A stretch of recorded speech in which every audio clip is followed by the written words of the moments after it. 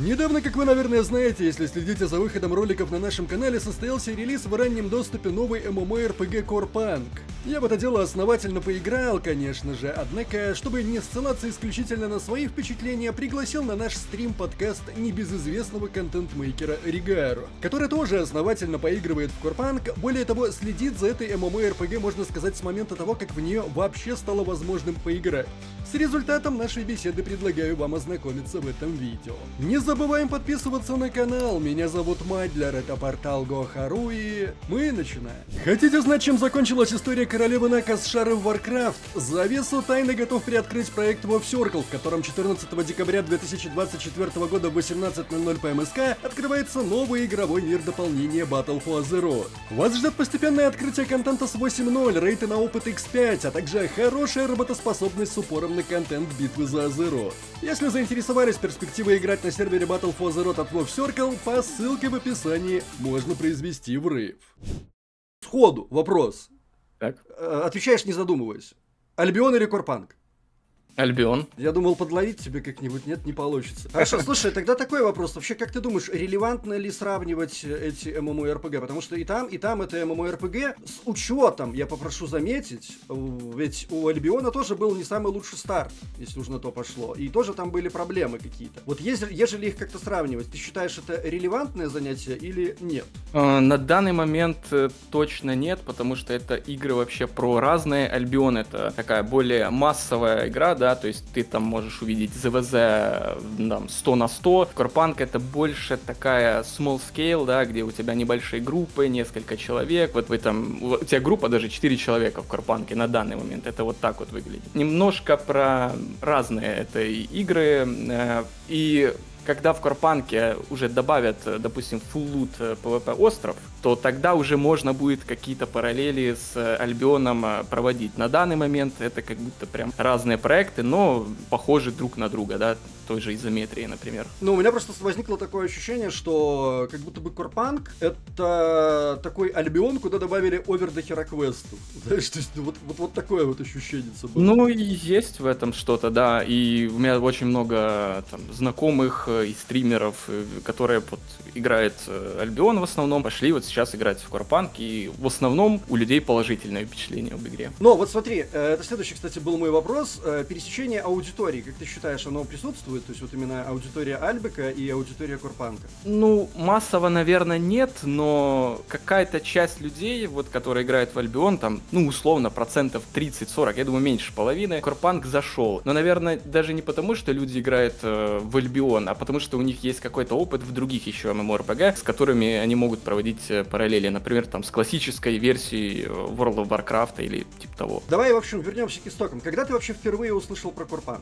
Когда вышел первый трейлер, это лет 5 назад, 4, не знаю, но очень давно. Вот вышел трейлер с Корпанком, там он минутку идет. Я посмотрел, такой, ого, нифига себе. Ну, это выглядело очень классно. Там нам показали данжи какие-то, кемпы с мобами. Выглядело это как вот Лига Легенд какая-то, только в ММО, ну, то есть в большом мире каком-то. Выглядело очень интересно, забавно, и с того времени как-то вот слежу. Ну, теперь вот играем. Хорошо, подожди, а сколько времени прошло вот с того момента, когда ты впервые узнал про Корпанк, до того момента, когда ты смог в нее впервые поиграть? Ну, год назад мы поиграли в первую альфу, которая была вот доступна уже для показа, и в целом я впервые в нее поиграл. То есть, получается, год назад поиграл, 4 года назад мы, наверное, только узнали о ней, или 5, ну, около того. То есть, получается, 3 года, где-то так, 3-4, перед тем, как поиграть. Хорошо, ну вот смотри, итак, ты узнал про эту игру, прошло энное количество времени, ты смог в нее поиграть, и вот сейчас она выкатилась в ранний доступ. Что ты можешь сказать по поводу того, как сильно изменилась и изменилась ли вообще игра? Ну, если сравнивать с первым трейлером, то это немножечко, даже не немножечко, это что-то другое. В трейлере первом можно увидеть там какие-то данжи, которых сейчас нету, увы, увидеть какие-то классы, которых сейчас нет, увидеть какие-то биомы, которых сейчас нет. То есть видно, что уже тогда были какие-то сделаны ассеты, все вот это, вот то, что они показали. Сейчас этого в Корпанке в раннем доступе как будто бы 90% нет. Но визуальная часть, да, вот мы видим, что это почти одно и то же, там, со своими какими-то изменениями. Ну, как-то так. Вообще, какие твои впечатления от раннего доступа? Смешанные. От восторга, потому что мне нравится, как сделан мир, в него очень приятно играть. Очень классно там просто подолбить ресы или побить мобов, или поделать какие-то квесты, все вот это очень сильно затягивает. До моментов, когда ты уже приходишь в high-end контент и такой, а что же тут, собственно, делать? То есть сначала восторг, потом это вот какое-то смятение немножечко вводится, но в целом, в совокупности, впечатления нормальные, если оценивать игру эту не как релиз, а как вот ранний доступ, как какую-то вот такую полноценную бету, можно так сказать. Хорошо, мы как раз-таки к сакраментальному вопросу подобрались, потому что, вот правда, у меня в группе в Telegram, кстати, если еще не подписан, обязательно подписывайтесь, довольно-таки зачастую люди спрашивают, так а что там вообще с этим high-end контентом в Корпанке? Ну вот, игру можно разбить, наверное, сейчас на 3 этапа. Это вот начало, да, где вы там с первого уровня по 10 плюс-минус 11, 12, не знаю, идете, делаете какие-то квесты, доходите до Т2 имплантов, потом начинается какой-то мид-гейм, да, где вы плюс-минус с 15 левела уже приходите во второй город, у вас уже там можно сходить в какую-то PvP-локу, подолбить там уже какие-то тир-3 ресурсы, короче, вы, по сути, начинаете собирать третьего тира импланты, и вот когда вы начинаете собирать тир-3 импланты, это на данный момент самые вот типа топовые, которые тяжело очень собираются, там очень много нюансов, чтобы их сделать. И начинается, можно сказать, этот high-end контент. То есть он заключается в чем? Вы берете 20 левел, вы занимаетесь тем, что добываете тир-3 ресурсы, которые добываются тяжело, они очень редкие. Вы крафтите зеленые тир-2 импланты тоже для этих тир-3 имплантов. А у торговца кемпите, у него раз в час обновляется ассортимент одного рецепта, и то он может не появиться, чтобы найти этот тир-3 имплант. Короче, занимайтесь тем, что делаете себе тир-3 импланты. На этом можно убить довольно много времени. Десятки часов.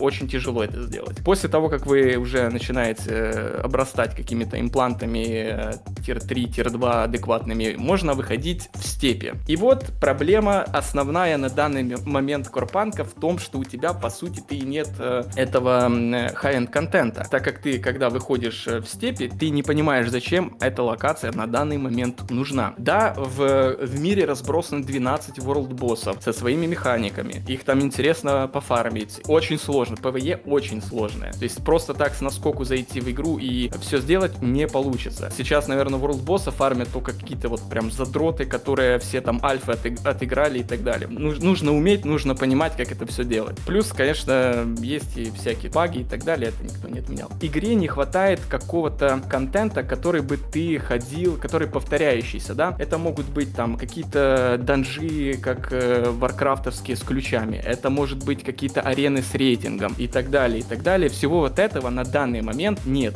И это самый большой минус Корпанка на данный момент. Ну, вот ты как раз вот про минусы про эти начал говорить. У меня есть такой вопрос про плюсы и про минусы. Вот один минус мы конкретно выявили, то есть это недостаток конкретно high-end активностей. Потому что они нужны вот прямо сейчас, получается. Ну ладно, хорошо, они нужны не прямо сейчас, потому что все-таки прокачка в игре представляет из себя такой достаточно медитативный процесс. И, конечно, можно там где-то притопить, да, там пойти бить мобов, и достаточно... Ну, я не знаю, сколько нужно времени для того, чтобы взять, вот, допустим, каповый 20 уровень сейчас? Ну вот смотри, если вы новичок и вы только зашли в игру, просто так с наскоку пойти бить мобов не получится, потому что вы не знаете, каких мобов бить, вам нужны импланты и так далее, и так далее. Поэтому, если вы новичок, то у вас до взятия 20 уровня, ну, часов 60, наверное, уйдет, если не больше. У меня есть люди, которые там, я 50 часов наиграл, 14 левел только.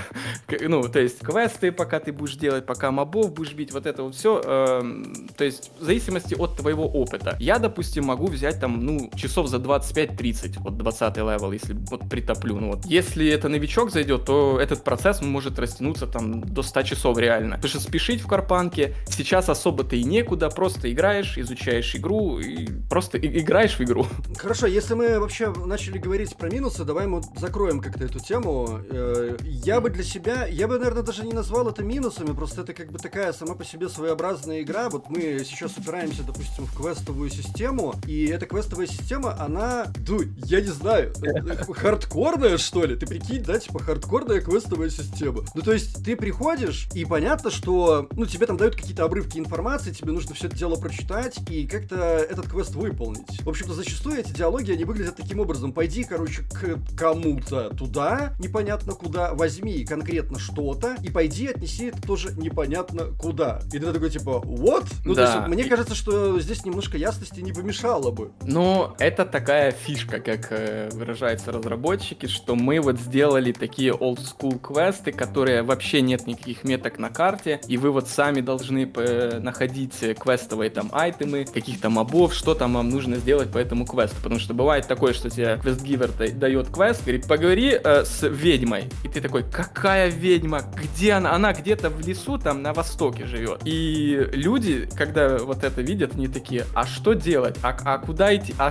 как? И вот в этом есть и плюсы, и минусы. И люди, которые привыкли к тому, что у тебя вот есть метка на карте, и ты не думая туда идешь, они заходят, такие не понимают вообще, что происходит в этой игре. Но плюс в чем? В том, что это определенная социальность. Люди начинают писать в чате, подскажите, где вот находится такой-то НПЦ, а что делать по вот такому квесту? Люди заходят на стрим, спрашивают, а ты не знаешь, где вот найти мне там гитару по квесту, а где мне найти вот это вот, а где мне вот это? То есть в процессе прокачки таких квестов, ну, сотни. Вот их очень много. Показательный квест, есть такой мобчик, Квестатрон. Это под показательный квест Корпанка. Он говорит, найди мне 4 предмета. Так, футболку, штангу, бинокль, еще что-то там. И это все разбросано просто практически в разных точках мира. И ты вот бегаешь, это ты мало того, что не знаешь, где это лежит, так оно еще, ты когда на место приходишь, оно спрятано где-то на лавочке лежит, где-то под кустом, еще что-то. Ну, в этом, конечно, есть своя фишка, но мне кажется, в каких-то моментах разрабы прям перебарщивают. Ну да, мне конкретно еще, это тоже, ну это уже личное прям, мне не нравится то, что у меня мана и хп, она не восстанавливается со временем, ну мне надо какие-то там, ну понятно, надо жрать еду, я даже знаю, для чего это сделано, чтобы ты шел и крафтил, ну то есть, чтобы ты развивал крафт, да. Окей, Расход, все понятно, но мне кажется, что это просто как бы было бы логичненько, если бы я мог просто, допустим, как в той же Ashes of Creation, сесть на жопу и пусть медленно, но восстановить хп и ману, пускай бы там в час по чайной ложке, но восстанавливалось. Есть таланты Pathfinder, которые тебе дают пассивную регенерацию хп, например. Это вот типа для одиночек. Вот отдельная ветка талантов есть. Ну, она понятно, дает... да. Да, вот ее можно использовать, например. Ну а так, да, тебе нужно крафтить расходку, делать костры, то есть, ну, взаимодействовать как-то с крафтом, чтобы чувствовать себя попроще в этом мире. Так вот они решили сделать такой менеджмент. Ну еще я бы выделил, допустим, из условных минусов игры, это то, что в ней нет никакой экономики, по сути, насколько я понимаю, на текущем этапе. И это, опять же, неудивительно, учитывая то, что в ней, по сути, как такового хай-энд контента еще не завезли. Ну вот, что ты по этому поводу можешь сказать? Экономика есть, но она есть на Т1, Т2 тире ресурсов и имплантов. Допустим, если ты прокачаешь крафт имплантов в 100% эффективности, то ты можешь, допустим, один раз скрафченный свой имплант кому-то передать. Т1 и Т2. Т3 это не работает. И это большая, кстати, проблема. Но суть в том, что да, ты сейчас не можешь обменивать что-то на золото, хотя в обменнике, когда ты кидаешь трейд, золото, но оно под замочком таким. У меня несколько предположений на эту тему. Я не знаю, разработчики ничего не отвечают. Первое, это они боятся, что кто-то найдет какой-то дюп, и если найдут дюп, то начнут дюпать голду или еще что-то, и начнут это все трейдить. Будет New World, короче. И будет New World, и придется вайпать. Они очень не хотят сейчас что-то вайпать, потому что они на альфе столько раз вайпы проводили, что я сознание терял, когда захожу, у меня был там там 15-17 персонаж, а мне его вайпнули, я заново качаюсь. Я столько раз перепроходил эти начальные квесты. Ну, короче, вот, да, возможно, с дюпами связано. Второе, что я думаю, это то, что они, если сделают трейд адекватный, они, кстати, сделают аукцион, они уже сказали, что будет аукцион, но позже, все будет, то получается, когда... Подожди, он будет с трейдом или нет? Ну, то есть трейд будет в конечном итоге в игре? Я так понимаю, что, ну, трейд сейчас есть, ты можешь ресурсы на ресурсы менять. Вот, это сейчас есть. А будет прям аукцион. Ну и трейд, я думаю, уже тоже развяжут, типа сделают, чтобы за золото можно было обмениваться. Вот второй момент, я думаю, это на данный момент они сделали так, чтобы замедлить, скорее всего, прогресс игроков. Потому что сейчас, вот представляешь, вот если тебе дадут возможность все обменивать, а у тебя вот Т3 импланты это максимум на данный момент. А контента-то не так и много. Ну вот, сейчас у тебя контент основной, это сделать себе Т3 имплант. Это тяжело, это нужно много фармить, это реально прикольно сделано. Но если ты сможешь обменивать эти Т3 импланты, то по сути у тебя процесс игры будет с такой, ты идешь фармить голду, чтобы купить просто у кого-то Т3 имплант. Все, тут тебе не нужно будет там выменивать ресурсы, тебе не нужно фармить ресурсы, ты просто будешь крабить голду и менять ее на Т3 имплант. Я думаю, к этому придут, но нужен просто контент, который, ну, разнообразит игру. Скорее всего, когда они добавят вот этот full loot PvP остров, ну, трейд будет полностью развязан, потому что full loot остров, ну, ты как бы убиваешь игрока и лутаешь с него импланты. То есть, получается, ты, по сути, можешь забрать Т3 импланты из игрока. Ну, короче, ты можешь пойти и одеться на этом острове, с головы. Ну, да. Если тебе повезет, если у тебя там руки растут из нужного места, ты умеешь нажимать кнопочки. Все так. И, скорее всего, ты можешь этот лут, который ты будешь с игроков там поднимать, и тоже его трейдить и продавать, иначе какой смысл? Ну, понятно, да, логично.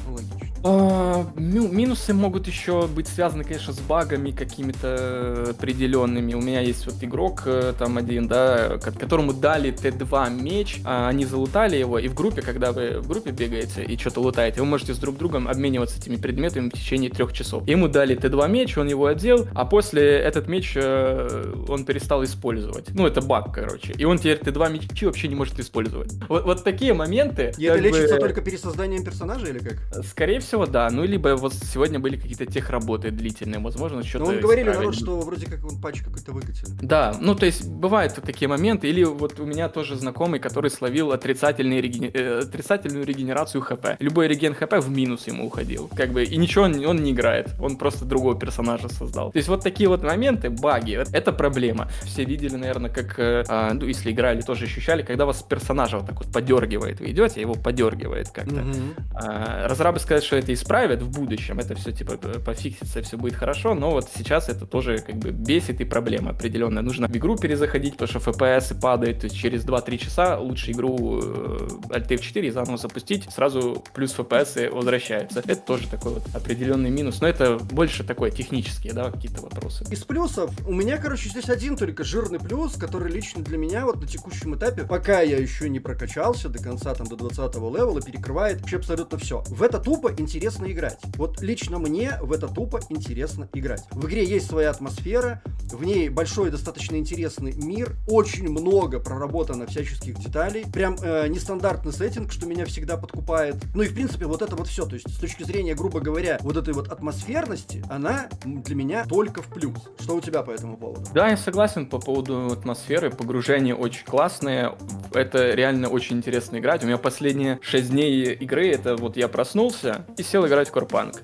и потом пошел спать. И так вот 6 дней подряд я просто играю в Корпанк, я больше ничего не делаю, играю в Корпанк и стримлю, все. Игра очень сильно затягивает. Такое на самом деле довольно редко происходит. Второе, что, ну, я бы выделил, наверное, это вот то, что мне очень нравится, это прогрессия силы твоего персонажа. Это очень важно. Сейчас во многих MMORPG, да и не только MMORPG, Diablo 4 можно тоже в пример взять, не хватает вот этого ощущения, когда ты что-то получил, залутал какой-то имплант, получил уровень, прокачал талантик, и ты ощущаешь, как твой персонаж становится сильнее, сильнее, сильнее, и ты это очень прекрасно чувствуешь, ты радуешься каждому апгрейду своего персонажа, типа полутал новый имплант, о, круто, у меня там плюс 10 силы добавилось, еще чего-то, и так далее. Вот это очень хорошо проработано, ты хорошо чувствуешь и получаешь вот свои эндорфины, да, за то, что ты проводишь с жопой часы в этой игре и как ты прогрессируешь. Тут это сделано очень классно. Вот.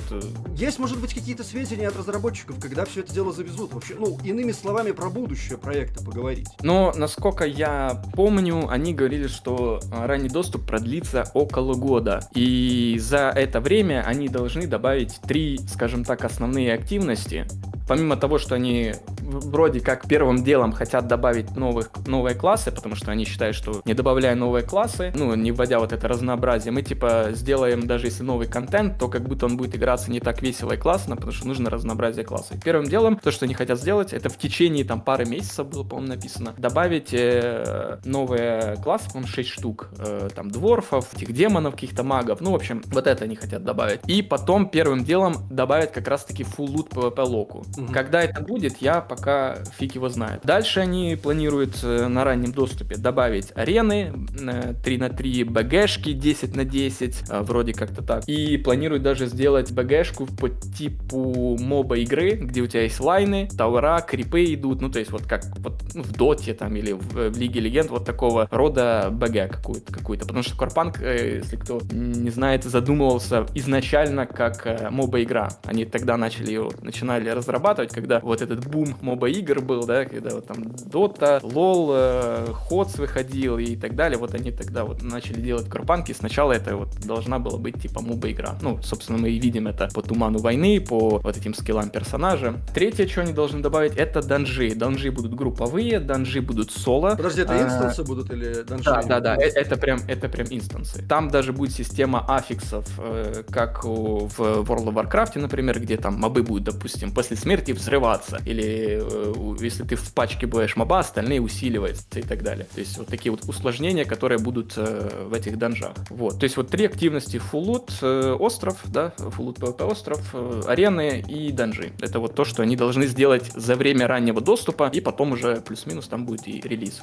Плюс на релизе еще будет, по-моему, максимальный левел 40-й, вроде так, или 30. Ну, короче, плюс еще прогрессию тоже расширит персонажа. Тоже немаловажный вопрос, будут ли ее выпускать у нас, ну, имеется в виду в наших широтах, в ру-сегменте, там с оплатой то же самое, вот вопросы у людей возникают. Были какие-то по этому поводу комментарии? Вроде как в январе уже добавят оплату для регионов, которые под санкциями, то есть для РФ, поэтому можно будет покупать игру уже вот напрямую с сайта, не через посредников. Вот это все, что я слышал и знаю. Вот, русский язык в игре есть, серваки работают, по-моему, нормально, пинг ок. Не знаю, что еще надо. Ну, в принципе, да. Не, ну, может быть, они какие-то тут сюда еще свои серваки добавят. Ну, прям, чтобы вообще был не ок, а супер ок пинг. Ну, об этом ничего не слышал, не знаю. Будешь ли ты сам в дальнейшем играть в Корпанк? Конечно. Ну, то есть я вот сейчас еще, наверное, пару дней поиграю, потому что там на горизонте поя немножечко тоже хочется потыкать игрульку жду. А так, я сейчас подготовил какую-то экономику на персонажах, там, собрал ресов, у меня 2 персонажа прокачанных, нафармил голды, там, делаю потихонечку Т3 импланты себе, и в целом буду ожидать как раз-таки новых классов, новый контент какой-то. Как только это будет все появляться, конечно, буду играть, тестить, показывать все. Ну, я за этой игрой буду следить и очень надеюсь, что все с ней будет в порядке, она будет развиваться. Стоит ли играть в Корпанк, как ты считаешь? И если стоит, то кому и почему? Ну, так как игра платная, и стоит 33 евро, то есть тут нужно как бы подумать. Я не люблю, знаете, вот это стоит точно, идите играйте. Причем, если эта игра бесплатная, как Альбион, то я, конечно, советую. Конечно, зайдите, попробуйте, понравится, не понравится. Тут, ну, нужно на данный момент, мне кажется, несколько раз подумать. А если вам нравится такое, хотите вы подобное играть. То есть стримы, смотрите стримы, видео и так далее. Как бы сами там размышляете на этот счет, как-то так вот прям советовать точно бегите, играйте, я не знаю. Если есть сомнения, вроде и хочется, вроде вот слушаете, что эндгейм контента нет, еще что-то, то просто многим так советую, кто приходит спрашивать, стоит ли не стоит. Подождите первый контент-патч, какой они введут, вот что прям именно что-то новое, когда добавят. Вот смотрите на то, что они новое добавят, вот в каком виде оно будет, нормально они это сделают и так далее. То есть, если это будет что-то вот адекватное, хорошее, то, что вот вы поймете по стримам, например, что это действительно интересно, тогда уже можно будет и игру покупать. То есть, ждите первый контент-патч какой-то. Я бы так сделал, если бы я сомневался. Ну и вообще просто, для кого эта игра, как ты думаешь? Для кого вот эта игра? Какой срез прям вот аудитории? Это что-то среднее, наверное, между WoW Classic, я бы, наверное, вот такой выделил. Если вам нравится классический Warcraft, то Core Punk 100% зайдет, я уверен, потому что тут такие же вот куча всяких квестов, напоминающие WoW, именно вот в квестовой системе. Плюс, как я уже говорил, прогрессия персонажа тоже очень крутая. Именно в WoW Classic ты ощущаешь силу персонажа, когда лутаешь какую-то там зеленую шмоточку полутал, еще что-то. Тут то же самое, когда ты новые импланты лутаешь. Ты очень хорошо чувствуешь прогрессию своего персонажа. Поэтому, если вам нравится WoW Classic, то Core Punk очень хорошо зайдет. Второе, я не знаю, есть ли еще такие люди, но я в свое время играл в кастомные карты Warcraft 3. И там вот были подобные карты, где ты фармишь каких-то мобов. РПГ-карты, короче. Да, РПГ-карты. И я мечтал просто, это моя юность была, я мечтал, что когда-то выйдет такая игра, которая будет очень похожа вот на такую РПГ-карту в изометрии, чтобы я там что-то фармил, только полноценная игра с огромным миром. И вот Core Punk это вот для нас, для тех, кто играл такие карты, и это вам нравилось. Вот Core Punk 100% зайдет.